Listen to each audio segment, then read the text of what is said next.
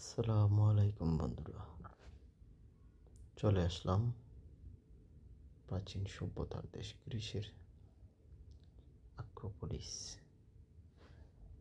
এখানে অনেক বর্তমানে হাওয়া দিচ্ছে। এই পাহাড়ে উঠে আমি আপনাদেরকে গ্রিসের দার্শনিক সক্রেটিসের বাড়ি আমার পিছনে, সামনে পুরো এথেন্স শহর দেখা যাচ্ছে। এই পাহাড় থেকে আমি অনেক উপরে পাহাড়ে উঠে আপনাদেরকে দেখানোর চেষ্টা করলাম।